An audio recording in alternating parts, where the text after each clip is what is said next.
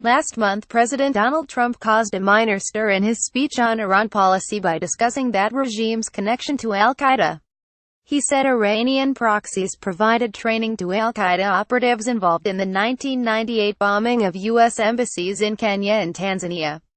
He cited Iran hosted high-level al-Qaeda operatives after the September 11 attacks, including Osama bin Laden's son. His critics pounced. Former Obama administration Middle East policy coordinator Philip Gordon wrote that the president stretched the evidence to portray Iran as a partner of al-Qaeda. Paul Pillar, the former senior intelligence analyst who signed off on the U.S. conclusions that Iraq had weapons of mass destruction programs, dismissed Trump's claims as based on the fact that some al-Qaeda operatives resided in Iran under house arrest. It turns out Trump was closer to the mark than his detractors. On Wednesday, the CIA released hundreds of thousands of documents captured in the 2011 raid that killed bin Laden, al-Qaeda's founder. Ryan Trapani, a spokesman for the CIA, told me Thursday documents collected during the bin Laden raid, which have been declassified, indicate Iran and al-Qaeda have an agreement to not target each other. The documents indicate bin Laden referred to Iran as the main artery for al-Qaeda to move funds, personnel and communications. Some of this was known before. The U.S. government has sanctioned members of al-Qaeda's network in Iran going back to the Obama years. The State Department's annual reports on terrorism also touch on this. Nonetheless, it's understandable why many observers would dismiss the notion of an Iran-al-Qaeda connection. Earlier releases of the bin Laden files under the Obama administration emphasized the Iran-al-Qaeda rivalry. All the while documents that showed cooperation remained classified. Take, for example, the 2012 release, the first time the intelligence community declassified files captured in the 2011 raid on bin Laden's bunker in Abbottabad, Pakistan.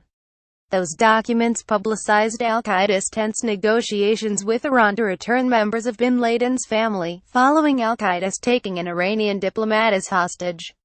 The new releases tell a more nuanced story. Thomas Joscelyn and Bill Razio, the founders and editors of the Long War Journal, got early access to the latest bin Laden files this week.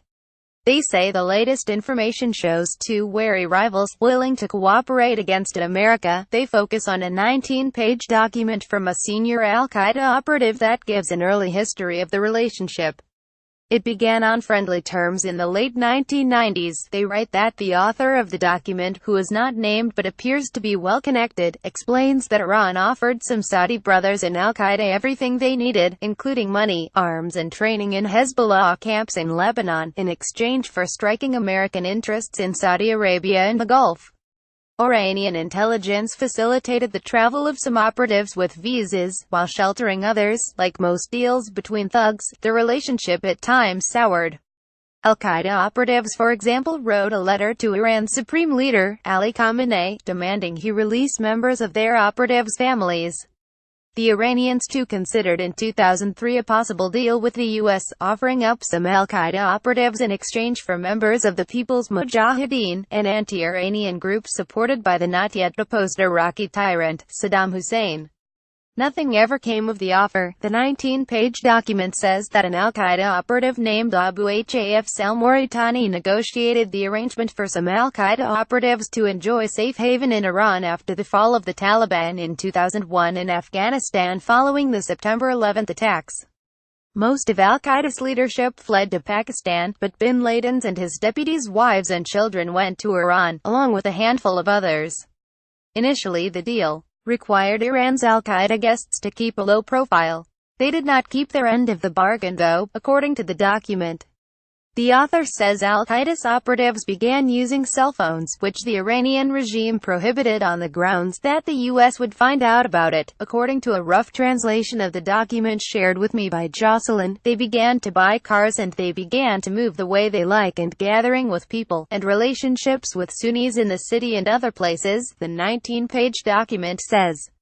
Jocelyn told me this week that his journal, which is part of the Foundation for Defense of Democracies, will be combing through the thousands of new documents and translating them. He said he would be looking for more on the relationship between Iran and al-Qaeda, along with more insights into al-Qaeda's relationship with Pakistan, the role bin Laden played in day-to-day operations and the history of his terror network. For now, the release of the files from the CIA is itself a victory for anyone who was frustrated by the slow pace of declassifications from the Obama administration. That would include Obama's Defense Intelligence Agency Director, Michael Flynn, who became Trump's first national security advisor.